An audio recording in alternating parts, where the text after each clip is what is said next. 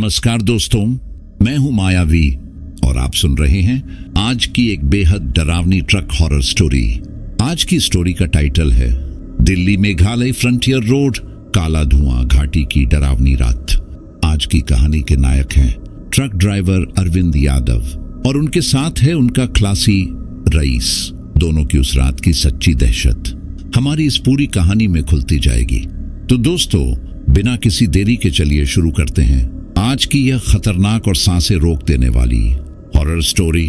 सुबह की ठंड दिल्ली में वैसे भी हड्डियों में घुस जाती है, लेकिन आज की ठंड में कुछ और भी मिला हुआ था। जैसे हवा सिर्फ ठंडी नहीं थी, भारी भी थी। जैसे धुंध सिर्फ मौसम का हिस्सा नहीं, बल्कि किसी अदृश्य चीज का पर्दा हो। और मैं अरविंद यादव अपने ट्रक यूपी 78HL 9926 के पास खड़ा यह सोच रहा था कि इस यात्रा की शुरुआत ही ऐसी क्यों लग रही है, जैसे रास्ता खुद अपने बारे में कुछ छिपा रहा हो।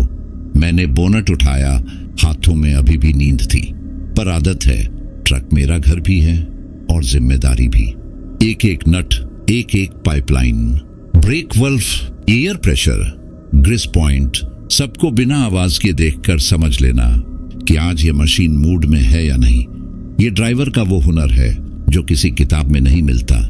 और आज मेरा ट्रक अजीब तरीके से शांत था, जैसे ठंड से जम नहीं गया बल्कि किसी खामोशी में डूबा हो। तभी पीछे से रईस की आवाज आई, अरे भैया, चाय ले आया हूं। मैं मुड़ा और उसकी आंखों में भी वही था जो मैं महसूस कर रहा था, धुंध का डर। यह सिर्फ धुंध नहीं थी, यह दिल्ली से शुरू होने वाली उस लंबी सड़क का पहला इशारा था जो हमको मेघालय फ्रंटियर रोड तक ले जाने वाली थी। ऐसा रास्ता जहां दिन में 2 बार भी कोई ट्रक नहीं दिखता और रात में तो इंसान खुद को भी देखने से डर जाए। मैंने चाय का गिलास लिया, एक लंबी चुस्की और छाती में जैसे गर्मी उतरी, मगर दिमाग उतना ही ठंडा रहा। हर ट्रिप की शुरुआत में मैं थोड़ा नर्वस होता हूं, लेकिन आज का नर्वस होना किसी और तरह का था, जैसे अंदर से कोई कह रहा हो कि यह सड़क आज तुम्हें परखने वाली है। रईस, आज की लोडिंग डबल चेक कर लेना, मैंने कहा, और उसने हाँ में सिर हिलाया। लोड आज इलेक्ट्रॉनिक कंपोनेंट का था, पैकिंग इतनी सटीक कि अगर एक बॉक्स भी गिर जाए तो 500 का नुकसान। 3 कंपनियों का मिला जुला लोड, नॉटन वजन। और ऊपर से कंपनी ने साफ बोला था, किसी सुनसान जगह मत रुकना, ट्रक बंद मत करना जब तक फाइनल पॉइंट ना आए। इस लाइन ने मेरा कान हल्का सा खींच लिया था। कंपनी ऐसे ही नहीं बोलती, कुछ तो हुआ होगा पहले, पर पूछने से अच्छा था कि वहीं कागजों में सब ठीक है या नहीं। तो मैंने fitness paper, permit, invoice, e-way bill, toll pass सब एक एक करके चेक किए। ट्रक की चाबी इग्निशन में डाली और बस उसी वक्त जैसे स्टीयरिंग ने मेरे हाथ को कसकर पकड़ लिया हो। मैं जब भी कोई बड़ा सफर शुरू करता हूं तो एक चीज जरूर सोचता हूं, ड्राइवर सिर्फ ट्रक नहीं चलाता, वह अपने साथ घर की उम्मीद भी ले जाता है। घर में बच्चे इंतजार करते हैं, पत्नी फोन करती है और हम रोड पर किसी और दुनिया के कैदी होते हैं, जहां सिर्फ सड़क, इंजन और खतरे होते हैं, बाकी सब भगवान भरोसे। लेकिन आज मुझे लगा कि भगवान भी इस धुंध में थोड़ा धीमे चल रहे होंगे। रईस ट्रक में चढ़ चुका था, उसने अपनी तरफ का ग्लव बॉक्स खोलकर तस्दीक की। टॉर्च, जैक, रेड, 2 चादरें, पानी की बड़ी बोतल और उसके पास हमेशा रखी जाने वाली छोटी तस्बीह। वो तस्बीह मुझे हमेशा भरोसा देती है कि यह लड़का डरता है लेकिन खुद को संभाले भी रखता है। और आज की धुंध देखकर उसके हाथ खुद ब खुद तस्बीह छूने लगे थे। मैंने ट्रक स्टार्ट किया, इंजन की पहली पट टट टट की आवाज आई और तभी लगा जैसे साइलेंसर के आसपास हवा कहीं भारी हो गई हो, जैसे आवाज गूंज कर बाहर नहीं जा रही, धुंध में घुल रही है। मैंने लो बीम ऑन किया, फिर फॉग लाइट, फिर इंडिकेटर और धीरे धीरे दिल्ली की सड़क पर बढ़ा। जैसे जैसे हम शहर से बाहर आ रहे थे, धुंध मोटी होती जा रही थी, इतनी कि स्ट्रीट लाइट भी छोटी छोटी आग की तरह लग रही थी।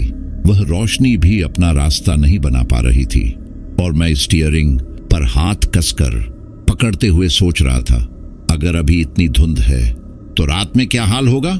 रईस ने धीरे से कहा, भैया, यह मौसम ठीक नहीं लग रहा।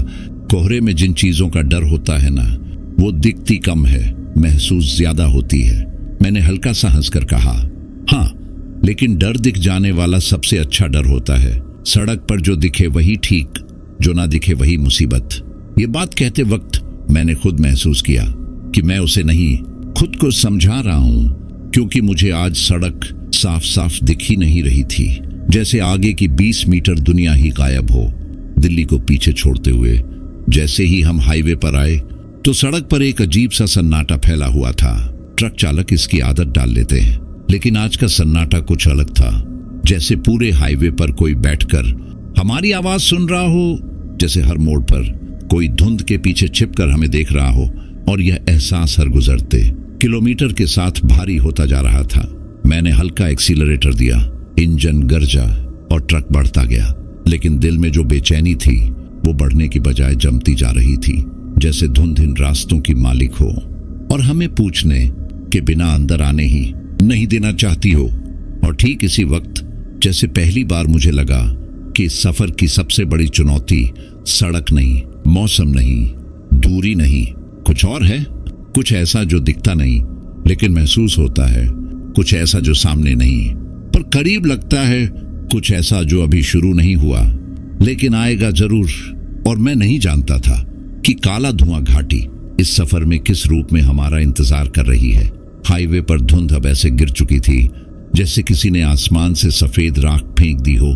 सड़क का हर निशान मिट चुका था और मैं सिर्फ अपनी फॉग लाइट्स की 10 से 15 मीटर की रोशनी में दुनिया को नापता चला जा रहा था। ऐसा लग रहा था जैसे ट्रक सड़क पर नहीं बल्कि किसी दूसरी अंधेरे में तैर रहा हो, जहां हर आवाज धीमी होकर लौटती है और हर हलचल जैसे रुककर देखती है कि हम कहां जा रहे हैं। रईस चुप था, उसकी उंगलियां तस्बीह पर थमी हुई थी, पर वह डरा हुआ नहीं लगता था, बल्कि जैसे किसी गहरे ख्याल में डूबा हो। मैंने उससे कहा, नींद आ रही हो तो बोल देना, मैं रोक दूंगा। और उसने धीमे से जवाब दिया, नहीं भैया, नींद नहीं, बस हवा में कुछ ठीक नहीं लग रहा। मैंने उसकी तरफ देखा तो उसकी आंखें बाहर धुंध को ऐसे देख रही थीं जैसे धुंध में कोई चेहरा छुपा हो और वह उसे पहचानने की कोशिश कर रहा हो। लेकिन यह दिल्ली यूपी बॉर्डर की धुंध काला धुआं घाटी की असली शुरुआत नहीं थी। यह तो बस पहले पन्ने की धूल थी। असली कहानी आगे सैकड़ों किलोमीटर दूर इंतजार कर रही थी, पर मुझे पता नहीं था कि कहानी कब शुरू होगी और कब वो हम पर टूट पड़ेगी। सड़क पर ट्रकों की आवाजाही आमतौर पर तय रहती है, लेकिन आज ऐसा लग रहा था मानो हम अकेले हों। पूरी दिल्ली लखनऊ बेल्ट पर कोई बड़ा ट्रक नहीं दिख रहा था, छोटे वाहन तो दूर की बात। यहां तक कि टोल से आगे निकलते ही मैंने देखा कि सड़क पर पिछले 2 घंटे से सिर्फ हमारी टायरों की लाइनें ही बन रही हैं, जैसे कोई इस खाली सड़क पर हमें अकेला छोड़ना चाहता हो, जैसे किसी ने पूरे रूट की बत्तियां बुझाकर हमें एक ऐसे पर्दे में धकेल दिया हो जो अपनी मर्जी से किसी को अंदर लेता है और किसी को बाहर नहीं जाने देता। जैसे जैसे रात की ओर बढ़ रहे थे, धुंध और मोटी होती जा रही थी, इतनी कि मेरी हाई बीम भी खुद से लड़ती नजर आ रही थी। और उस घनी धुंध में मुझे कभी कभी ट्रक के रियर व्यू मिरर में अपनी ही लाइट्स की रोशनी किसी और रूप में दिखाई दे रही थी, जैसे पीछे कोई हल्की रोशनी चल रही हो। लेकिन जब मैं गर्दन घुमाकर देखता तो पीछे सिर्फ अंधेरा होता, इतना काला कि धुंध भी उसमें घुलती नहीं थी। और मुझे बार बार ऐसा लगता कि कोई पीछे है पर नहीं दिख रहा। यह सोचकर रोंगटे खड़े हो जाते थे।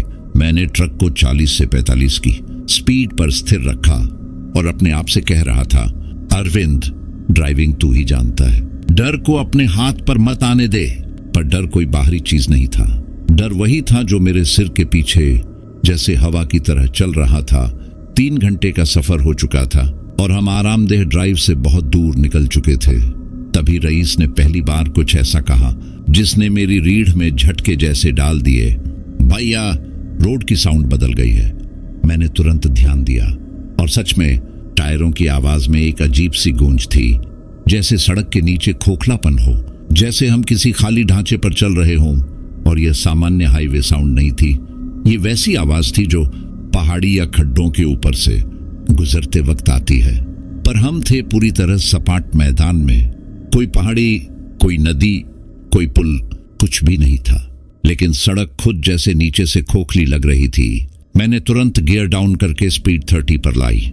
कभी कभी ऐसा होता है कि हाईवे के नीचे पाइपलाइन या अंडरग्राउंड चैनल होता है, लेकिन यहां ऐसा कुछ नहीं था। और इस अजीब आवाज के साथ हवा भी बदलने लगी थी। धुंध में एक हल्की बदबू आ रही थी, गीली मिट्टी, जली हुई रबर और किसी पुरानी सड़ी चीज की मिली जुली, जिसे सूंघते ही मन खराब हो जाए। और यह बदबू कहीं से नहीं आ रही थी, बल्कि ट्रक के साथ चलती आ रही थी, जैसे कोई अदृश्य चीज ट्रक के बराबर बराबर चल रही हो। रईस, खिड़की बंद कर ले, मैंने कहा। उसने तुरंत कांच ऊपर किया, लेकिन बदबू बंद नहीं हुई, जैसे वह ट्रक के अंदर ही हो। और तभी वो हुआ जो मैं कभी भी उस रास्ते पर सोच भी नहीं सकता था। अचानक मेरी नजर रोड के दाएं तरफ पड़ी। धुंध के बीच एक काली आकृति, बिल्कुल स्थिर, बिल्कुल बिना हिले, एक लंबा साया, जैसे कोई इंसान सड़क की बिल्कुल किनारे खड़ा होकर हमारी तरफ देख रहा हो। पर उसकी ऊंचाई सामान्य इंसान जैसी नहीं थी। वो लगभग 7 से 8 फुट जैसा लग रहा था, और उसका चेहरा धुंध में पूरी तरह गुम था। बस उसकी काली आभा दिखाई दे रही थी। मेरे हाथ स्टीयरिंग पर जम गए, सांस एक पल को अटक गई, और मैं सिर्फ इतना कह पाया, रईस, देख उधर। रईस ने जिस पल उस तरफ देखा, उसकी आवाज सूख कर निकल भी ना पाई। वो सिर्फ इतना बोला, भैया, ये आदमी नहीं है। धुंध में वह आकृति एकदम स्थिर खड़ी थी, जैसे सड़क का हिस्सा हो। लेकिन जब हम उसके करीब पहुंचे तो एक पल के लिए लगा कि वह धीरे धीरे घूमकर हमारी तरफ देख रही है। उसका सिर हिला नहीं, पर एहसास हुआ कि उसकी निगाहें उठी, और उसी पल मेरे हाथ पांव ठंडे पड़ गए। मैंने झटके से गियर बढ़ाया और ट्रक उस साए के पास से निकाल दिया। लेकिन जैसे ही हम उससे आगे बढ़े, रईस ने मेरी ओर झुककर कांपते हुए कहा, भैया, पीछे मत देखना। मैंने पूछा, क्यों? वो बोला, क्योंकि मुझे लगा वो अभी भी हमें देख रहा है। मेरे अंदर का डर अब सिर्फ धुंध का नहीं था। अब रास्ता बदल चुका था, माहौल बदल चुका था, और यह सफर अब सामान्य नहीं रहा था। और यह तो बस शुरुआत थी। काला धुआं घाटी अभी बहुत दूर थी, लेकिन उसकी परछाई शायद हमारे साथ चलना पहले ही शुरू कर चुकी थी। उस काले साए को पीछे छोड़कर हम कुछ किलोमीटर आगे निकल चुके थे, लेकिन ट्रक के अंदर जो खामोशी थी, वो किसी बंद कमरे की खामोशी जैसी थी, भारी, दबाव वाली, जैसे किसी ने हमारे चारों ओर अदृश्य हाथ रख दिए। रईस बार बार अपनी सांसें लंबी खींच रहा था। वह बोल नहीं रहा था, लेकिन उसकी उंगलियां तस्बीह को जिस तेजी से चला रही थी, उसे साफ लग रहा था कि उस साए की याद उसकी रगों में घुस गई है। और मेरी हालत भी अलग नहीं थी। मेरे हाथ स्टीयरिंग पर वैसे ही थे, लेकिन उंगलियों में हल्की कांप थी। पर ड्राइवर होकर डर दिखाना अपने खलासी के सामने ठीक नहीं लगता, इसलिए मैंने जितना हो सके खुद को सामान्य किया।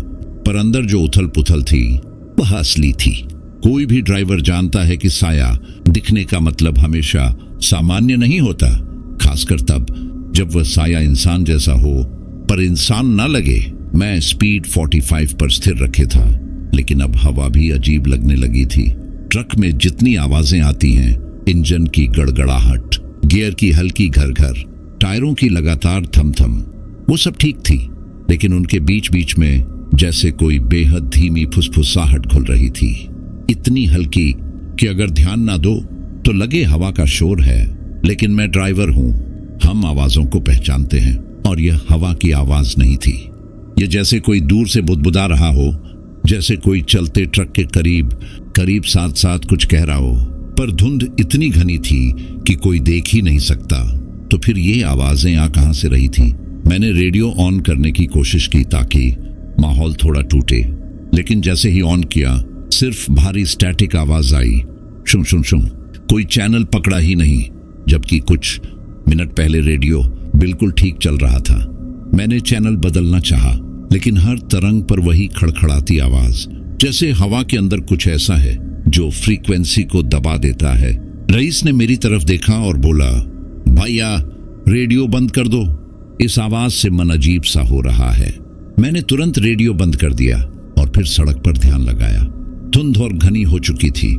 फॉग लाइट्स भी मानो आगे घुसने से डर रही थी, जैसे कोई दीवार हो जिसका सामना रोशनी भी नहीं कर पा रही। मैं अब सड़क के दोनों किनारों पर ध्यान दे रहा था कि कहीं कोई और आकृति ना दिखे, और तभी बाएं तरफ एक अजीब बात दिखी। सड़क किनारे लगी छोटी छोटी दूरी वाली पट्टियां गायब थी। ये चीज ड्राइवर तुरंत पकड़ लेता है, क्योंकि वह पट्टियां रात में हमारी सबसे बड़ी सहारा होती है। लेकिन अचानक सड़क बिल्कुल सीधी, खाली और बिना किसी मार्किंग के दिखने लगी थी, जैसे हम किसी कच्चे अनजान रूट में घुस आए हों, जहां इंसान का हाथ कभी न लगा हो।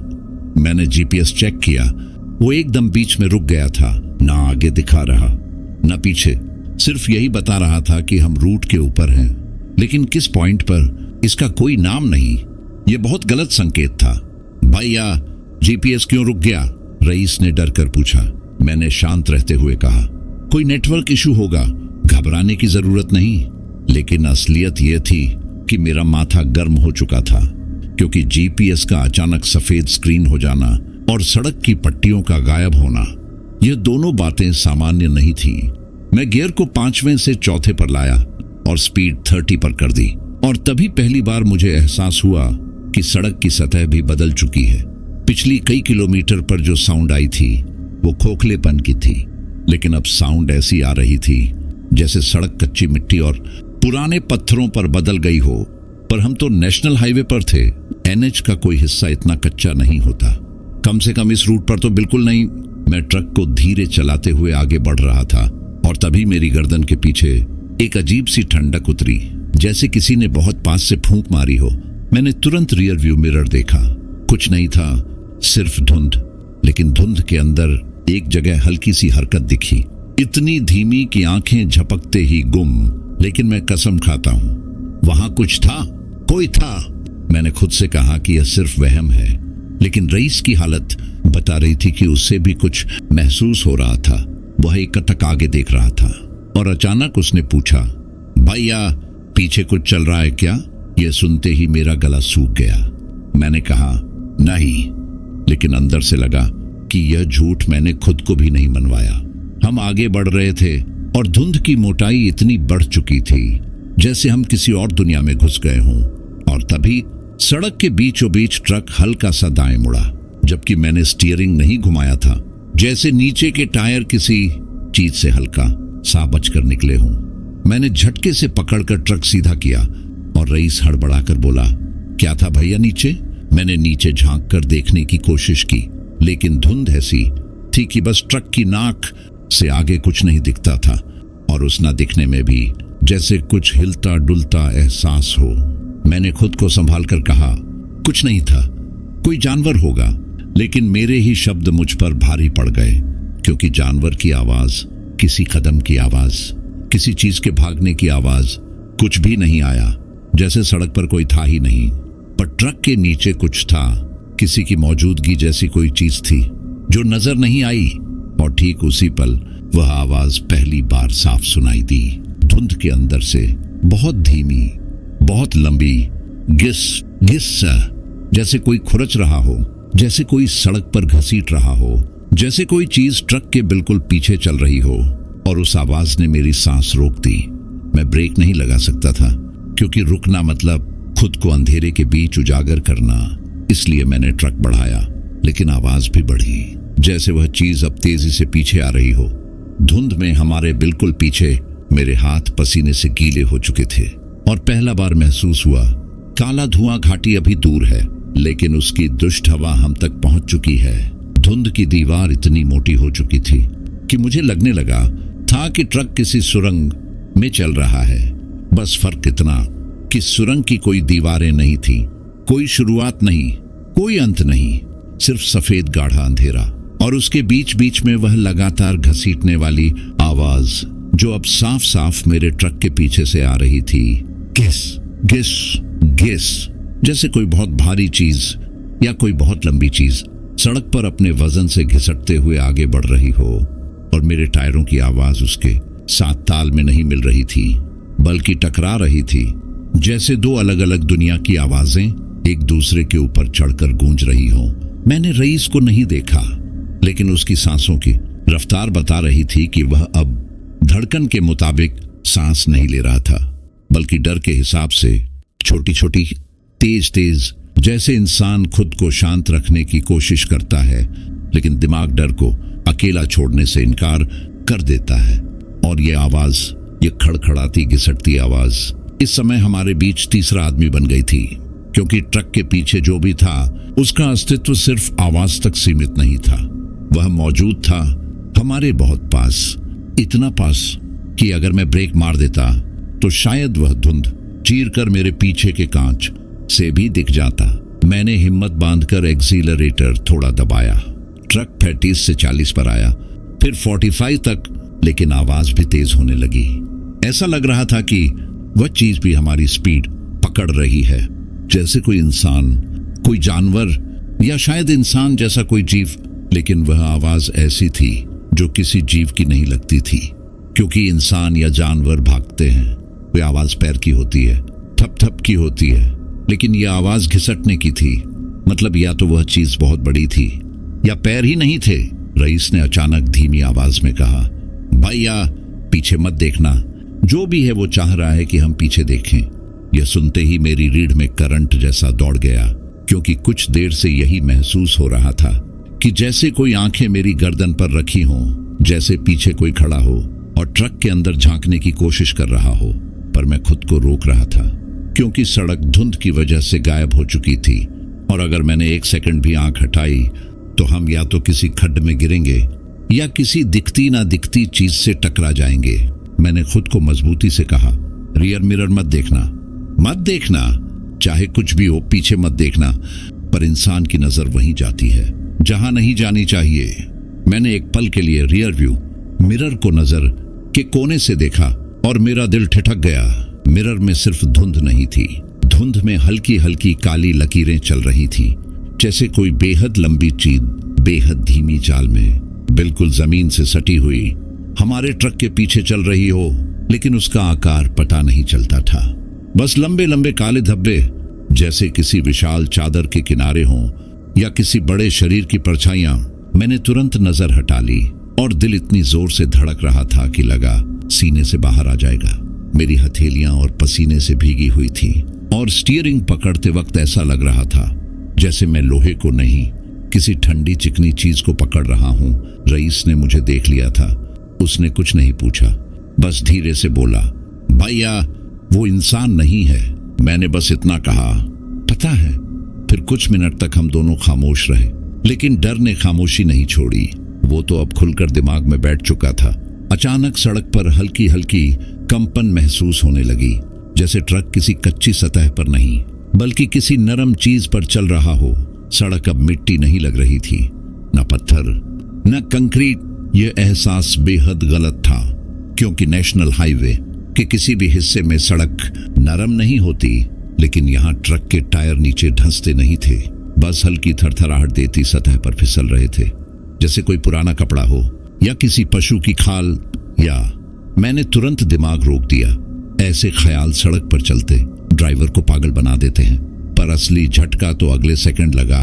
धुंध के बीच अचानक सड़क के दाएं तरफ हल्की रोशनी सी चमकी, और मुझे लगा शायद कोई ढाबा या टायर शॉप है। लेकिन जब हम करीब पहुंचे तो समझ आया कि वो रोशनी कोई लाइट नहीं थी, वो जैसे हवा में टंगी हुई एक छोटी सी लाल चमक थी, जो इंसानी आंख जैसी लग रही थी। एक छोटी जलती हुई लाल आंख, लेकिन वो आंख स्थिर नहीं थी, वो हमारी स्पीड के साथ चल रही थी।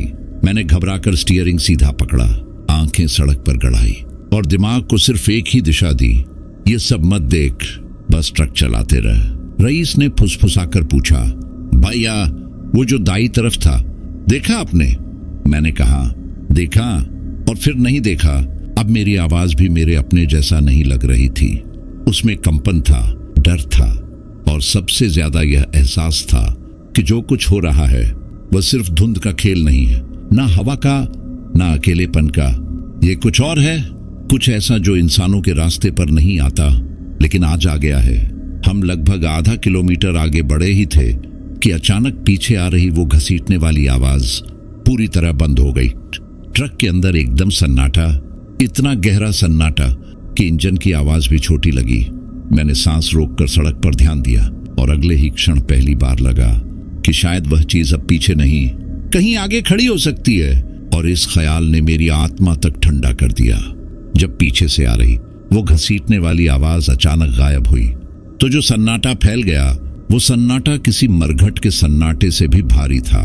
जैसे सड़क, हवा, धुंध सब एक पल के लिए थम गए हों। सिर्फ इंजन की हल्की घर घर और हमारी ब्रेथ्स, लेकिन उस ब्रीदिंग में भी डर की खड़खड़ाहट थी। रईस शायद दुआएं पढ़ रहा था पर उसकी आवाज नहीं आ रही थी, सिर्फ होंठ हिल रहे थे और मैं सड़क पर आंखें गड़ाए हुए था। लेकिन यह पहली बार था जब मुझे लग रहा था कि सड़क पर आंखें गड़ाना बेकार है, क्योंकि सामने धुंध ऐसी दीवार बन चुकी थी कि ड्राइवर होने के बावजूद मेरी आंखें भी उसका राज नहीं पढ़ पा रही थी।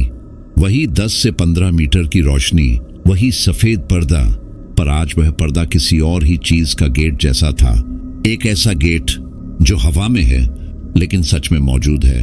मैंने एक्सीलरेटर थोड़ा दबाया, थोड़ा छोड़ा, जैसे सड़क की धड़कन समझने की कोशिश कर रहा हूं, क्योंकि कई बार सड़क बता देती है कि आगे खतरा है, लेकिन यहां सड़क खुद बदल चुकी थी। उसका टेक्सचर, उसकी आवाज, सब जैसे हम हाईवे छोड़कर किसी अजीब मैदान में ट्रक चला रहे हों, जहां हर इंच जमीन के नीचे कुछ न कुछ दबा हुआ हो। मैंने हिम्मत करके रईस से कहा, सामान्य चलना है, डर मत। जो भी था पीछे अब नहीं है। पर सच ये था कि ये लाइन मैंने उसे नहीं, खुद को बोली थी, क्योंकि मेरे दिल में सबसे बड़ा डर यह था कि जो पीछे था वो अब सड़क के आगे कहीं खड़ा हमारा इंतजार कर रहा हो। हमारा ट्रक जैसे धीरे धीरे किसी अदृश्य खामोशी में उतर रहा था। धुंध की मोटाई किसी रुई के गोले जैसी नहीं, बल्कि किसी पुराने कपड़े जैसी लगने लगी थी। ऐसा कपड़ा जिसमें आग की हल्की हल्की जलन हो। और तभी फॉग लाइट में सड़क पर कुछ अजीब दिखा। सड़क के बिल्कुल मध्य में काले काले छोटे छोटे धब्बे, जैसे जली हुई राख गिर पड़ी हो, पर इतनी एक समान कि वह धब्बे किसी प्राकृतिक चीज के नहीं लग रहे थे, बल्कि किसी पैटर्न के हिसाब से पड़े हुए थे, जैसे किसी ने इन्हें लाइन बनाकर रखा हो। मैंने धीरे से स्पीड 30 तक गिराई और ट्रक उन धब्बों के ऊपर से निकाला। टायरों के नीचे क्रिप्ट जैसी आवाज आई, जैसे किसी सूखी चीज पर चल रहे हों, पर राख ऐसी आवाज नहीं देती। यह कुछ और था, और इसी पल मेरी रीढ़ का हर बाल तन गया, क्योंकि उस आवाज में मेरे कानों को कुछ ऐसा महसूस हुआ जैसे कोई फुसफुसा रहा हो, जैसे उन धब्बों में जान हो, जैसे वे छूते ही कुछ कहते हों। टायरों की आवाज खत्म हुई और फिर से वही गहरा सन्नाटा। मैंने दांत पींचे, चेहरा आगे रखा और बस ट्रक को सीधा रखता रहा। तभी रईस ने पहली बार मुझे छूकर कहा, भैया सामने रोड देखो। मैंने ध्यान फोकस किया और जैसे ही ट्रक की रोशनी ने अगले 10 मीटर रोशन किए, मेरी हड्डियां ठंडी पड़ गई। सड़क के दोनों तरफ की धुंध अब सफेद नहीं रही थी, वो काली पड़ने लगी थी। धुंध काली, धुंध का रंग होता ही कहाँ है, लेकिन यहां वो काली थी, जैसे कोई कोयले की भाप हो, जैसे धुंध नहीं धुआं हो, पर उसका घनापन वही धुंध जैसा था, एकदम स्थिर, भारी, और बीच में सड़क जैसे किसी सुराख से गुजर रही थी, जहां सिर्फ हमारा रास्ता सफेद दिखाई देता था और दाएं बाएं गाढ़ा काला धुंध जैसा पर्दा। रईस ने कांपते हुए कहा, भैया ये क्या है? धुंध कभी काली नहीं होती। मैंने पहली बार सच कहा, यह धुंध नहीं है रईस, ये कुछ और है। ट्रक बिल्कुल धीरे धीरे उस काले धुएं के बीच आगे बढ़ रहा था, और उस काले धुएं की सबसे खतरनाक बात यह थी कि वो हिल रहा था। सफेद धुंध हवा से हिलती है, पर यह काला धुआं जैसे जिंदा था, अपनी ही तरह से हिल रहा था, जैसे किसी के सांस लेने पर फूला फूला सा उठता हो, जैसे कोई बहुत बड़ा शरीर हो जो हर सेकंड धड़क रहा हो। मैंने हिम्मत करके अपने हाथ की पकड़ मजबूत की और कहा, साइड में मत देखना, बस आगे देख, जो भी है उसे नजर मत देना। लेकिन इंसान कभी अपनी नजरें रोक नहीं पाता, और रईस ने 1 सेकंड को बाई तरफ देखा और उसकी आवाज उस पल जैसे टूट गई, भैया भैया वो कोई चल रहा है। मेरे दिल की धड़कन वहीं थम गई, लेकिन मैंने फिर भी सिर नहीं घुमाया, पर मेरे कानों ने पहली बार वो आवाज पकड़ी, ठप ठप ठप, जैसे कोई बहुत बड़ा शरीर धीरे धीरे चल रहा हो। मेरी सांस अटक गई। मैंने कहा, कितनी दूर है? रईस की आवाज फट चुकी थी। बस सड़क के बिल्कुल पास, 2 मीटर से भी कम। काले धुएं के अंदर से उसकी चाल दिख रही है भैया, मेरी रीढ़ में जैसे किसी ने बर्फ डाल दी। मैंने पूछा, चेहरा दिख रहा है? रईस ने कहा, नहीं, पर उसके कदम बहुत बड़े हैं भैया, और वह हमारे साथ स्पीड मैच कर रहा है। यह सुनकर मेरी उंगलियां स्टीयरिंग पर पत्थर बन गई। कोई इंसान, कोई जानवर, कोई परछाई हमारी स्पीड के साथ कैसे चल सकती है, वो भी इतनी मोटी धुंध में? और तभी अचानक वो कदमों की आवाज हमारे बिल्कुल बगल में आ गई, इतनी करीब कि मेरा दायां कांच हल्के हल्के कांपने लगा, जैसे कोई बहुत भारी चीज कांच के बाहर बिल्कुल पास। अब सच में मौत की गंध आने लगी थी। मेरी आंखों में पसीना नहीं, आंसू नहीं, बल्कि डर का नमक था। मैंने बस एक ही लाइन कही, रईस, जो भी हो खिड़की मत खोलना और किसी भी हालत में बाहर मत देखना। और तभी काले धुएं के अंदर से पहली आवाज आई, ना इंसान की, ना जानवर की, ना किसी पहचानी चीख की। वो आवाज जैसे कोई बोलने की कोशिश कर रहा हो, जैसे कोई बहुत पुरानी, बहुत गहरी, बहुत टूटी हुई आवाज। और वह एक ही शब्द बार बार निकाल रही थी, टैप्स, जैसे कोई हमें बुला रहा हो, या चेतावनी दे रहा हो, या सूंघ रहा हो। मैंने स्टीयरिंग पकड़कर बस यही सोचा, अगर ये चीज सड़क पर सामने खड़ी हो गई तो हम बच नहीं पाएंगे। उस काले धुएं के भीतर से आती वो सस वाली आवाज जितनी धीरे थी उतनी ही खतरनाक, जैसे कोई बहुत पास खड़ा हो और अपने दांतों के बीच से सांस खींचकर निकाल रहा हो। ट्रक के अंदर इंजन की आवाज भी उस आवाज के सामने छोटी लगने लगी थी। रईस अब मुझे नहीं देख रहा था। उसकी नजरें सीधी नीचे झुकी थी, जैसे किसी को पता हो कि उसके ठीक बगल में कोई ऐसी चीज चल रही है जिसका चेहरा देखने की हिम्मत इंसान में नहीं होती। मेरी पकड़ स्टीयरिंग पर इतनी कड़ी हो चुकी थी कि नख उंगलियों में धंस रहे थे, पर उस समय डर से ज्यादा एक ही चीज मेरे अंदर थी, अगर मैंने एक पल भी ध्यान हटाया तो ट्रक या तो धुंध में भटक जाएगा या उस चीज से टकरा जाएगा जो हमारी स्पीड के बराबर चल रही है। मैंने धुंध में आंखें गड़ाई रखी और धीरे धीरे एक्सीलरेटर दबाकर ट्रक को 45 से 50 पर लाया। ये मेरे लिए नहीं, उस चीज की परीक्षा थी, क्या वो और तेज चलेगी। और मेरी रगों से खून जैसे खींच लिया गया जब उसके कदम तेज हो गए। डब ठप ठप ठप। पहले धीमे थे, पर अब इतने भारी और इतने करीब कि ऐसा लगा जैसे वो हमारे बिल्कुल दरवाजे के बगल बगल चल रही हो, जैसे कोई 7-8 फीट लंबी चीज जिसकी चाल इंसान जैसी नहीं बल्कि किसी बड़े जानवर जैसी हो, पर वो झुककर नहीं, सीधी खड़ी चल रही थी। मैं एक सेकंड को भी स्टीयरिंग नहीं हटाना चाहता था, लेकिन इंसान अपने डर से बच नहीं पाता। मेरी निगाह कांच की तरफ खींचने लगी, जहां वो कंपन महसूस हो रहा था, जैसे बाहर कोई भारी चीज चल रही है और उसके कदमों की हवा कांच को हिला रही है। ठीक उसी समय वो एसएस वाली आवाज बदल गई। अब वो सिर्फ फुसफुसाहट नहीं थी, उसमें एक भारी सांस शामिल हो गई थी, जैसे कोई गंदी जली हुई गर्म सांस कांच पर छोड़ रहा हो। ट्रक के अंदर गंध अचानक बदल गई, जली हुई रबर, सड़ी हुई मिट्टी और किसी पुराने जानवर जैसी बदबू, इतनी तीखी कि मेरी आंखें भर आई। रईस ने नाक ढककर कहा, भैया, ये इंसान नहीं है, अल्लाह की कसम, ये इंसान नहीं। मैं बोला नहीं, लेकिन उसके शब्द मेरे कंठ में फंस गए, क्योंकि मैं भी जानता था ये इंसान नहीं है। ट्रक अचानक हिला, जैसे दाएं तरफ किसी ने हल्का सा धक्का दिया हो, ना बहुत जोर का, पर इतना कि स्टीयरिंग को संभालने में मुझे पसीना छूट गया। मैंने तुरंत दाहिने कांच की तरफ नजर घुमाई। एक सेकंड, सिर्फ एक सेकंड, और धुंध के अंदर मुझे कुछ दिखा। एक बेहद लंबी काली परछाई जो ट्रक के साथ साथ चल रही थी, लेकिन उसका चेहरा काला था, बिल्कुल सपाट, जैसे उसके चेहरे पर कुछ नहीं था। नाक, ना आंखें, ना मुंह, बस काला, गहरा, जलता हुआ अंधेरा। मैंने तुरंत सिर आगे कर लिया। दिल धक से रुक गया और मेरे हाथ कांपने लगे। यह वो क्षण था जब ड्राइवर भी खुद को कायर महसूस करने लगता है, भले उसने 1000 रास्ते देखे हों, लेकिन उसके बगल में जो चल रहा था उसे देखकर मेरा पूरा शरीर जैसे जवाब दे गया। रईस रोने की हालत में था, उसकी आवाज कांप रही थी। भैया, वो हमें देख रहा है, दीवार से भी ना दिखे, लेकिन वह देख रहा है। मैंने कड़वी सांस ली और कहा, दिखने देना, जवाब मत देना। और तभी उस भारी चीज के कदम अचानक रुक गए। ट्रक आगे बढ़ रहा था, लेकिन वह कदम अब नहीं चल रहे थे। यानी वो चीज अब सड़क पर कहीं खड़ी थी। मैंने ट्रक और तेज किया। 55, 60, 65, और जितनी तेजी से ट्रक बढ़ा, धुंध वैसे वैसे पीछे छूटती गई।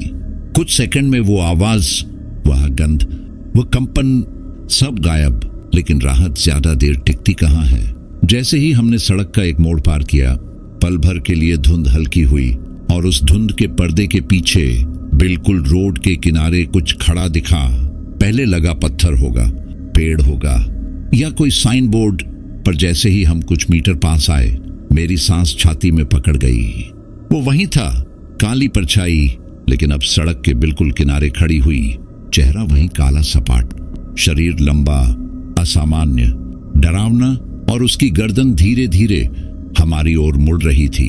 रईस चीख पड़ा, भैया गैस दो, गैस दो, वो सामने आ रहा है। मैंने एक्सीलरेटर आधा नहीं पूरा दबा दिया। ट्रक गरजा, आगे उछला और उस काली आकृति को देखने भर से मेरा दिल जैसे जम गया, क्योंकि जैसे ही हम पास पहुंचे, उसका पूरा शरीर सड़क के अंदर धंसता हुआ गायब हो गया। जैसे वह जमीन का हिस्सा था, जैसे वह सड़क में ही रहता है, जैसे वह उन रास्तों का मालिक हो। और इसके पहले कि मैं कुछ समझ पाता, जीपीएस अचानक अपने आप ऑन हो गया और स्क्रीन पर एक ही शब्द चमक रहा था, ब्लैक फॉग जोन अहेड। लेकिन ये हाईवे पर कोई जगह नहीं होती, ये नाम किसी मैप में नहीं होता। मैंने जीपीएस देखा, रईस ने मुझे देखा, फिर दोनों ने सड़क देखी और हमारे सामने सड़क पूरी तरह काले धुएं में बदल चुकी थी। अब असली काला धुआं घाटी शुरू हुई थी।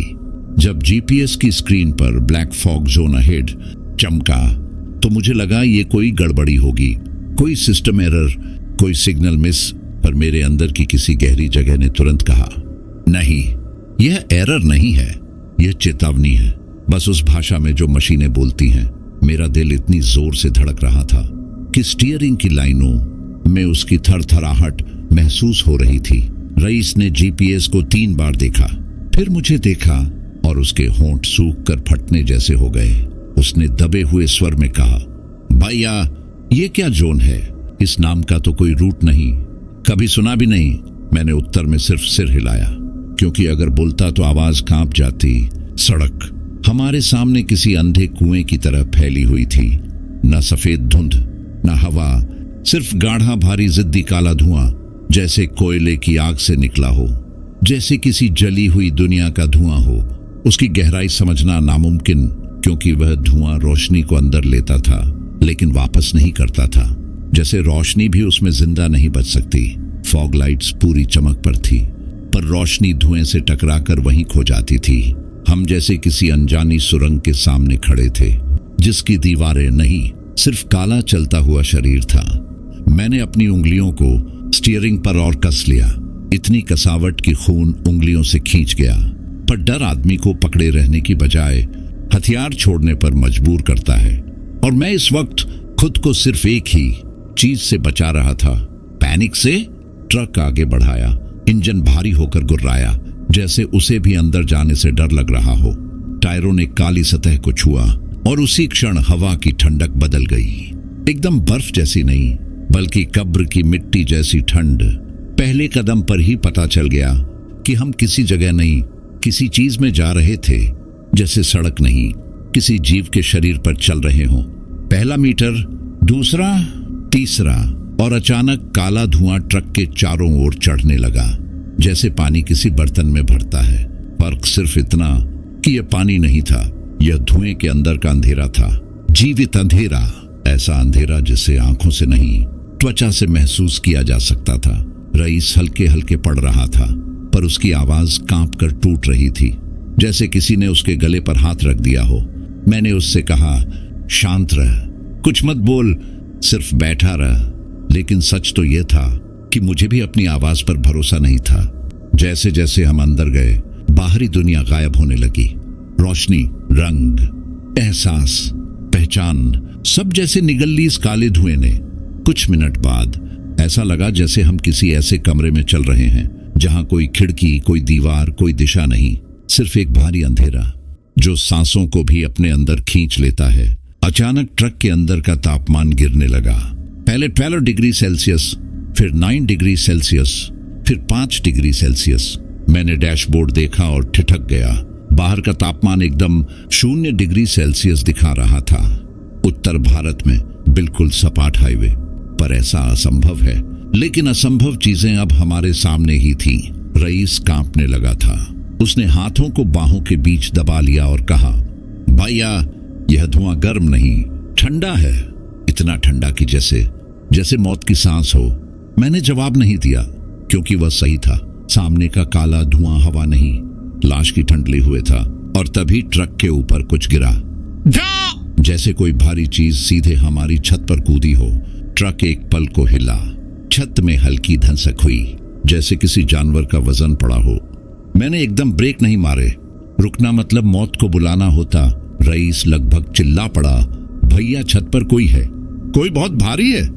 और फिर दूसरा टप। इस बार छत और ज्यादा दबी, जैसे वह चीज ट्रक के ऊपर चल रही हो। टायरों का संतुलन बिगड़ने लगा। मैंने दोनों हाथ स्टीयरिंग पर जमा दिए, लेकिन उस चीज के वजन से ट्रक दाईं तरफ झुकने लगा। और तभी पहली बार उस चीज ने आवाज निकाली। ना चीख, ना गुर्राहट, ना हंसी, बल्कि लोहे के रगड़ जैसी आवाज। खर्र खर्र, जैसे नाखून धातु पर घिस रहे हों। उस आवाज ने मेरी नसों तक काट दी। मेरे दांत किटकिटाने लगे, सांस गले में अटकी और मुझे लगा अगर ये आवाज 1 सेकंड और रही तो मैं पागल हो जाऊंगा। मैंने चिल्लाकर कहा, रईस ऊपर मत देखना, खिड़की मत खोलना, बाहर मत सुनना। लेकिन यह चेतावनी देर से आई, क्योंकि ट्रक के ऊपर चलने वाली वो चीज अब मेरी विंडशील्ड के ठीक ऊपर रुक गई थी। कांच के ऊपर एक भारी धीमी सांस, फुस, इतनी गंदी, इतनी गर्म, जैसे किसी जली हुई मृत चीज ने ट्रक को सूंघा हो। और फिर बर्फीले काले धुएं से एक लंबी उंगली जैसी परछाई कांच पर खींची। लंबी, बहुत लंबी, इंसान जैसी नहीं, किसी और दुनिया की। मैंने एक्सीलरेटर पूरी तरह दबा दिया। ट्रक दहाड़कर आगे भागा, लेकिन काले धुएं के अंदर वह चीज हमारे साथ ही ऊपर चिपकी रही। और पहली बार उसने एक आवाज निकाली, इतनी बेसुरी, इतनी टूटी हुई, इतनी गहरी कि जैसे कोई मरते मरते बोल रहा हो, रुक मत जा। मेरी आत्मा तक जम गई। मैंने कभी जिंदगी में ऐसा डर नहीं देखा था। और जानते हो सबसे बड़ी बात क्या थी? वो चीज ट्रक को रोकना चाहती थी और काला धुआं घाटी अब अपने असली रूप में हमें अपने अंदर खींच रही थी। उसकी आवाज, रुक मत जा, मेरे दिमाग में किसी कील की तरह घुस गई थी। ऐसी आवाज जो इंसान के कान नहीं सुनने चाहिए। ऐसी आवाज जिसमें दर्द भी था, मौत भी और नफरत भी, जैसे कोई आत्मा नहीं बल्कि कोई श्राप बोल रहा हूं। एक ऐसा श्राप जो जिंदा नहीं, मरा हुआ भी नहीं, आधा बीच में अटका हुआ, और वह हमारे ट्रक की छत पर चिपका हुआ था। अपनी लंबी गंदी सांसें विंडशील्ड पर छोड़ते हुए उसकी उंगलियों की खरोच अब और गहरी हो रही थी, जैसे वह कांच को चीरना चाहता हो। मैंने एक्सीलरेटर पूरा दबाया हुआ था। 70, 75, 80, लेकिन स्पीड बढ़ने से डर कम नहीं हो रहा था। काले धुएं की मोटाई बढ़ने की बजाय पत्थर जैसी सख्त हो रही थी, जैसे हवा किसी दीवार में बदल गई हो जो हमें बाहर की दुनिया से काट देकर एक बंद कमरे में बंद कर रही हो। रईस का चेहरा इतना सफेद हो चुका था जैसे उसके शरीर से पूरा खून निकल गया हो। उसने पहली बार रोने जैसी आवाज में कहा, भैया यह चीज, यह आदमी नहीं है, ना जिन्न, ना बुरी याद। ये क्या है भैया, क्या है यह? मैंने गला सूखा हुआ महसूस करते हुए कहा, कुछ भी हो, हम रुकेंगे नहीं। रुकना नहीं है रईस, चाहे जो हो जाए। लेकिन सच तो यह था कि अगर ट्रक 1 सेकंड भी धीमा हुआ, मुझे लगता था वह चीज सामने आकर कांच फोड़ देगी या हमें पूरी तरह काले धुएं में खींच लेगी। ट्रक की छत पर उसका वजन बढ़ने लगा था। ट्रक दाईं ओर झुकता, फिर बाईं ओर, जैसे कोई बेचैन होकर ऊपर भाग रहा हो, अपनी जगह खोज रहा हो, हमें टटोल रहा हो कि कहां से अंदर आए। और तभी ट्रक के अंदर एक आवाज आई, ठक ठक ठक, जैसे किसी ने नाखून से कांच पर खटखटाया हो। वो आवाज ऊपर से नहीं, खिड़की के ठीक पास से आई थी।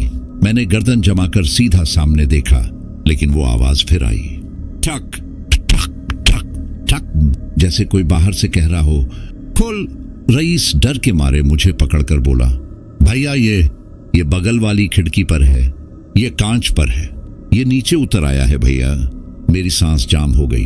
मैंने धीरे धीरे सिर जरा सा झुकाकर कांच के बिल्कुल नीचे वाले हिस्से पर नजर डाली और जो देखा उसने अंदर तक कंपा दिया।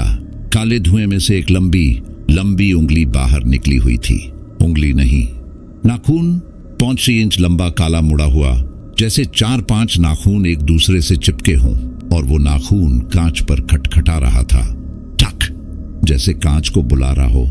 टक, जैसे हमें घूर रहा हो। टक, जैसे कह रहा हो मुझे दिख रहा है, तुम यहां हो। मेरे हाथों में कंपकंपाहट, लेकिन स्टीयरिंग मैंने छोड़ा नहीं। रईस ने तस्बीह कसकर पकड़ ली और उसकी दुआओं की आवाज टूटने लगी। मैंने पूरे साहस से वो उंगली देखनी बंद की और सड़क पर ध्यान केंद्रित किया। हम काले धुएं के बिल्कुल बीच पहुंच चुके थे। यह कोई जोन नहीं था, यह एक चक्रव्यूह था। एक ऐसा चक्रव्यूह जिसमें अगर कोई फंस जाए तो बाहर नहीं निकल पाता। दूरी का कोई अंदाज नहीं, समय जैसे रुक गया था। ट्रक के अंदर लग रहा था कि हम घंटों से इसी अंधेरे में फंसे हुए हैं, जबकि असल में कुछ मिनट हुए थे। अचानक ट्रक के ऊपर की आवाज बंद हो गई। हर कदम, हर रगड़, हर फुफकार, सब एकदम शांत। इतनी खतरनाक खामोशी कि रईस ने मेरी बांह पकड़ ली। भैया, ये चुप क्यों हो गया? कहाँ गया यह? मैंने जवाब नहीं दिया क्योंकि मैं भी जानना नहीं चाहता था, लेकिन जवाब मिल गया मुझसे ज्यादा। ट्रक की विंडशील्ड पर धीरे धीरे कुछ उतरा। उसकी छाया पहले धुंधली थी, फिर साफ हुई, फिर जैसे चेहरा झुककर कांच से सट गया हो। एक चेहरा जिसमें कोई आकृति नहीं, सिर्फ काला खालीपन। चेहरे पर आंखें नहीं थी, लेकिन मुझे महसूस हुआ कि वो सीधे सीधे मेरी आंखों में देख रहा है। रईस डर के मारे चीख ही पड़ा, भैया वो सामने है, सामने कांच पर। और तभी उस काले चेहरे ने कांच के पार से ऐसी आवाज निकाली जो इंसान नहीं निकाल सकता। इतनी जोरदार कि ट्रक के अंदर हवा हिल गई, डैशबोर्ड कांप गया, सीने में दर्द उठा और ठीक उसी क्षण उसने अपना काला हाथ कांच पर जोर से पटका। थड़ा, कांच तड़क गया। पूरी विंडशील्ड पर दरारें दौड़ गई, जैसे किसी ने हथौड़ा मारा हो। सौभाग्य से नहीं टूटा, लेकिन एक और वार में टूट सकता था। मैं जानता था अगर कांच टूटा हम खत्म। मैंने पूरा एक्सीलरेटर दबा दिया। ट्रक 90 पर पहुंचा। काले धुएं में कंपाता हुआ भागा और फिर पहली बार मुझे धुआं हल्का होता दिखा, जैसे हम बाहर निकलने के करीब हों, जैसे कोई अदृश्य दरवाजा टूटने वाला हो, जैसे काला धुआं घाटी अपना आखिरी दांव लगा चुकी हो। लेकिन जैसे ही हम उस सीमा रेखा के पास पहुंचे, वह चीज ट्रक के सामने आकर खड़ी हो गई। पूरी की पूरी काली आकृति, बिल्कुल सड़क के बीच, बाहें फैलाई हुई, चेहरा पूरा काला और वो भारी टूटी आवाज सीधे हमारी ओर। रुक! रईस ने चीख मारी, भैया सामने मत रुकना, वो हमें ले लेगा। मैंने दांत भींचकर स्टीयरिंग पकड़ लिया और उसी काले साए की ओर सीधे बढ़ गया। जैसे ही वह काला साया पूरी सड़क के बीच आकर फैल गया, ऐसा लगा जैसे उसने पूरी दुनिया अपने अंदर समेट ली हो। न दाएं जाने की जगह, न बाएं, न ब्रेक लगाने का समय, न सोच का मौका। सिर्फ एक ही रास्ता बचा था, आगे। वो आकृति एकदम स्थिर खड़ी थी, लेकिन फिर भी उसकी मौजूदगी हवा में भारी धड़कन की तरह महसूस हो रही थी, जैसे सड़क पर खुद मौत खड़ी हो। रईस कांप कर चिल्लाया, भैया सामने मत रुकना, सामने मत रुकना। वह इंसान नहीं, वह रुकवाना चाहता है। मैंने उसकी बात सिर्फ सुनी नहीं, महसूस की। अगर मैं ब्रेक मारता तो काला धुआं घाटी हमें वहीं निगल जाती, कोई निशान नहीं मिलता। 1 सेकंड भी नहीं सोचा, 90 की स्पीड और बढ़ाई। इंजन गड़गड़ाया, ट्रक कांपा और मैंने दांत भींच कर साए की तरफ स्टीयरिंग सीधा रखा। वह चीज बिल्कुल सामने खड़ी थी, लेकिन जैसे जैसे हम करीब आए उसका आकार बड़ा होता गया, बड़ा और बड़ा। ऐसा लगता था जैसे वो इंसान नहीं, बल्कि किसी पेड़ की तरह लंबा, किसी खंभे की तरह मोटा, लेकिन फिर भी उसका शरीर इंसान की शेप में था। लंबा, पतला, काला और उसका चेहरा, उसके चेहरे का अंधेरा, ऐसा अंधेरा कि रोशनी भी उस पर जाते ही मर जाती थी। रईस चीख भी नहीं पा रहा था, उसकी आवाज बंद हो चुकी थी, होठ कांप रहे थे। हाथ तस्बीह कसकर पकड़ी हुई और आंखें इतनी चौड़ी कि जैसे डर ने उसकी रूह निचोड़ ली हो। मैं बस स्टीयरिंग पकड़े रहा। या तो यह हमें खत्म करेगा या हम इसे चीर कर निकलेंगे। हम 50 मीटर दूर, 40 मीटर, 30 मीटर। अचानक वह साया हिलने लगा।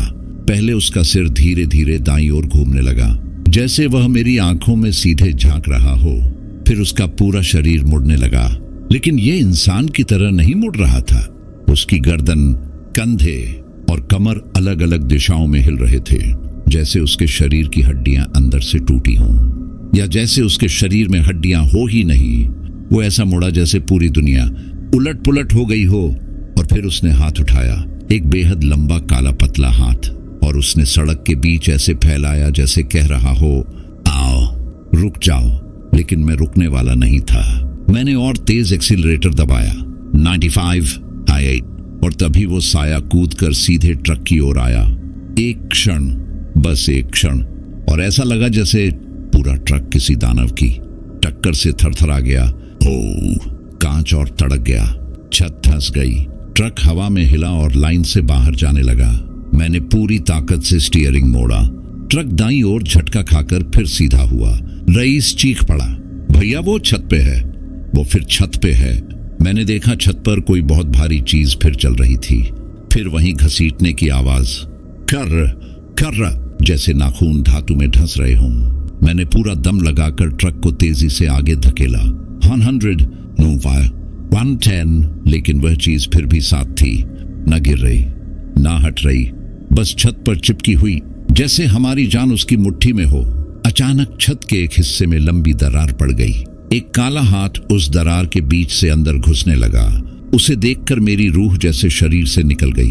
वह हाथ इंसान जैसा नहीं था, लंबा, पतला, अस्थियां बाहर निकली हुई, नाखून 6 से 7 इंच लंबे, और वह नाखून ट्रक की छत के शीट में घुसते जा रहे थे। रईस ने डर के मारे मुझे पकड़ लिया। भैया यह अंदर आ जाएगा, ये अंदर। मैंने बोलने की कोशिश की, नहीं आने दूंगा, नहीं, लेकिन मेरी आवाज टूट रही थी। ट्रक हिलता डुलता भाग रहा था, 110 की रफ्तार पर भी काला धुआं नहीं छूट रहा था। लेकिन उसकी घनत्व में बदलाव आया, जैसे हम बाहर के करीब हों। और तभी वो चीज गुस्से में पहली बार चीख पड़ी।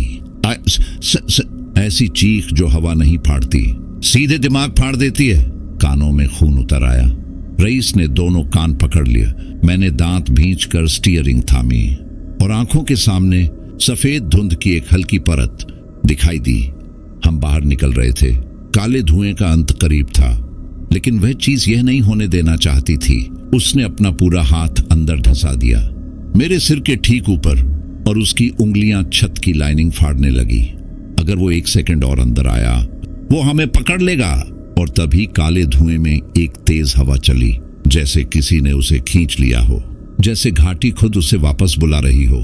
छत पर अचानक वजन कम हुआ, फिर और कम, फिर वह हाथ अचानक बाहर खींच गया। ट्रक हिचका, छत कांपी, और फिर हम काले धुएं से बाहर फेंक दिए गए। सामने सफेद धुंध और सड़क, जरूरी रोशनी और खुली हवा। काला धुआं पीछे रह गया, पर वो चीज, वो अभी पूरी तरह गई नहीं थी, क्योंकि छत से एक आखिरी आवाज आई, धीमी, गहरी और धमकी भरी, फिर मिलेंगे। मैंने कांपते हुए स्टीयरिंग पकड़ा, और जिंदगी में पहली बार महसूस हुआ कि सड़क मौत से भी पतली होती है। काले धुएं से बाहर आते ही ऐसा लगा जैसे किसी ने अचानक फेफड़ों पर से भारी हाथ हटा लिया हो। हवा ठंडी जरूर थी, लेकिन अब उसमें मौत की गंध नहीं थी। धुंध अब फिर से सफेद दिख रही थी, हल्की, सामान्य, इंसानी, और सड़क लंबी, शांत, बिल्कुल वैसी जैसी एक हाईवे की रात होनी चाहिए। लेकिन मेरे अंदर जो कांप रहा था, वह अभी भी काला था। दिल की धड़कन वापस आ रही थी, पर वह धीमे धीमे दर्द करती हुई वापसी थी। ट्रक हिल रहा था, इंजन अभी भी ज्यादा गर्म, आरपीएम सामान्य, जैसे मशीन खुद भी अंदर से थक गई हो, जैसे उसने भी वह सब झेला हो जो हमने झेला। रईस पूरी तरह पसीने और डर से भीगा हुआ, उसका चेहरा अभी भी फीका, आंखें लाल, हाथ स्टीयरिंग पकड़ने की हालत में नहीं। वो बस चुप बैठा हुआ था, जैसे कोई शब्द उसके दिमाग तक पहुंच ही नहीं रहे। मैंने पहली बार धीरे से आवाज लगाई, रईस, ठीक है तू। उसने सिर्फ इतना कहा, भैया वो फिर आएगा क्या? मैं कुछ सेकंड चुप रहा, फिर बोला, नहीं, हम उससे बाहर आ चुके हैं। वो जोन में ही रहता है, बाहर नहीं आता। ये सच था या नहीं मुझे खुद नहीं पता, लेकिन उस वक्त मेरे शब्द ही उसके लिए सहारा थे। और ड्राइवर अपने खलासी को सहारा दे या खुद को, फर्क नहीं पड़ता, जरूरत होती है। हम कुछ किलोमीटर बिना बोले चलते रहे। ट्रक सामान्य सड़क पर था। तापमान वापस 8 डिग्री सेल्सियस आया। जीपीएस फिर से चालू था। इस बार सही लोकेशन दिखा रहा था, एनएच कनेक्टर 27। कोई ब्लैक फॉग जोन अहेड नहीं, काले धुएं की कोई निशानी नहीं। एक पल को यकीन करने में मुश्किल हो रही थी कि कुछ समय पहले हम किसी ऐसी जगह थे जो इस दुनिया के नक्शे में नहीं है। वह जगह जहां हवा भी जिंदा लगती है, धुंध भी दांतों जैसी पैनी और सड़क भी किसी जाल जैसी। धीरे धीरे दूर एक ढाबा दिखा, हल्की रोशनी, 3 से 4 ट्रक खड़े हुए, चूल्हे की आग की चमक और इंसानी आवाजों की गर्माहट। ऐसा लगा जैसे किसी नरक से निकलकर इंसानियत के दरवाजे पर पहुंच गए हों। मैंने तुरंत ट्रक ढाबे में लगा दिया। इंजन बंद जैसे हुआ, ट्रक ने आखिरी लंबी सांस ली। गुर्र, ठप, जैसे वह भी कह रहा हो, अब बस। रईस जमीन पर उतरा तो उसके पैर कांप गए। उसने ढाबे की कुर्सी पकड़कर खुद को गिरने से रोका और फिर दोनों हाथ चेहरा ढक कर बैठ गया। वो रो नहीं रहा था, लेकिन वह रोने वाली हालत में था। मैंने उसे थोड़ी देर अकेला छोड़ दिया, क्योंकि आदमी जब मौत को छूकर आता है वह तुरंत बोल नहीं पाता। उसे कुछ मिनट चाहिए होते हैं अपने सीने से भार हटाने के। मैं ढाबे वाले पानी के पास गया, पानी पिया, छींटे मारे, पर मेरा हाथ भी कांप रहा था। जीते जी मैं कभी किसी सड़क से इतना नहीं डरा जितना आज हुआ। ढाबे वाला चाय लाया और बोला, बहुत तेज धुंध है आज साहब, आगे मत निकलना अभी, कई ट्रक वापस भी मुड़े हैं। मैंने सिर्फ इतना कहा, हाँ, धुंध बहुत खतरनाक थी। वो क्या बताएंगे डर कितना खतरनाक। कुछ देर बाद रईस धीरे धीरे मेरे पास आया। उसके हाथ गर्म चाय के गिलास पर जमे हुए, जैसे उसे उससे गर्मी नहीं, जिंदगी पकड़नी है। उसने पहली बार मेरी आंखों में देखा। भैया, जो भी था वो क्या था? इंसान नहीं था। और उसका शरीर, उसकी चाल, उसकी आवाज। भैया, वह हमारे साथ क्यों था? मैंने लंबी सांस ली और कहा, हर रास्ता सबके लिए नहीं होता रईस। कुछ जगहें बस बनी ही इसलिए हैं कि इंसान याद रखे, सड़क सिर्फ सड़क नहीं होती। कुछ सड़कें जिंदा होती हैं और उनमें वह सब दफन होता है जो दिन की रोशनी में दिखता नहीं। उसने धीरे धीरे सिर हिलाया, जैसे वह समझने की कोशिश कर रहा हो, लेकिन उसका दिमाग उन दृश्य से पार नहीं पा रहा। हमने खाना खाया, चाय पी और 1 घंटा आराम किया। फिर ट्रक पुनः स्टार्ट किया। इस बार ट्रक शांत, हल्का, जैसे धुआं उसे भी हल्का करके छोड़ गया हो। बाकी सफर बिना किसी अजीब घटना के बीता। मेघालय फ्रंटियर की ठंडी हवा, पहाड़ियों की हरियाली, सड़क का शांत बहाव, सब कुछ सामान्य। लोड सही सलामत उतर गया। कंपनी का आदमी बोला, भाई आप दोनों सही सलामत पहुंच गए। इस बार आगे वाले रूट में बहुत दिक्कत आई है। हमने बस हल्के से मुस्कुराकर हाँ कहा। सच तो वह जान नहीं सकते थे। हम सिर्फ दिक्कत से नहीं लौटे, हम मौत के पेट से लौट कर आए थे। वापसी का सफर शांत रहा। हमने वो ब्लैक फॉग जोन दोबारा नहीं छुआ। किसी ने कहा था कि वह हिस्सा बंद कर दिया गया है, सड़क डाइवर्ट कर दी गई। हम दोनों कुछ नहीं बोले, क्योंकि हमें पता था वह हिस्सा इसलिए नहीं बंद किया गया कि सड़क खराब थी, क्योंकि वहां कुछ था, काला, लंबा, दुष्ट और जिंदा। जब मैं अपने घर पहुंचा, मेरी पत्नी और बच्चे गले मिले। उस पल लगा कि दुनिया में इससे बड़ा सुख कुछ नहीं। रईस भी अपने घर गया और उसने अगले दिन फोन करके सिर्फ इतना कहा, भैया, जिन रास्तों पर मौत रहती है उन पर सिर्फ किस्मत बचाती है। मैंने जवाब दिया, हाँ रईस, और कल रात किस्मत हमें छोड़कर नहीं गई। उस रात सोते वक्त मेरी आंखें बंद होने लगी, पर एक आखिरी ख्याल आया। उस काले साए ने जाते जाते जो कहा था, फिर मिलेंगे। मैंने कंबल सिर तक खींच लिया और खुद से कहा, नहीं, उस रास्ते पर मैं फिर नहीं जाऊंगा, किसी भी कीमत पर नहीं।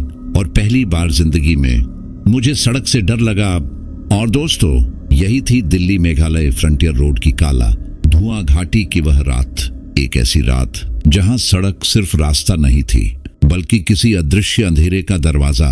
एक ऐसी घाटी जहां धुंध सफेद नहीं होती, काली होती है, जहां हवा सांस नहीं देती, सांस छीन लेती है, जहां सामने दिखने वाली परछाई इंसान नहीं होती, और जो आवाजें आपकी खिड़की पर दस्तक देती हैं वो किसी जानवर की नहीं बल्कि उस जगह की अपनी भूखी परछाइयां होती हैं।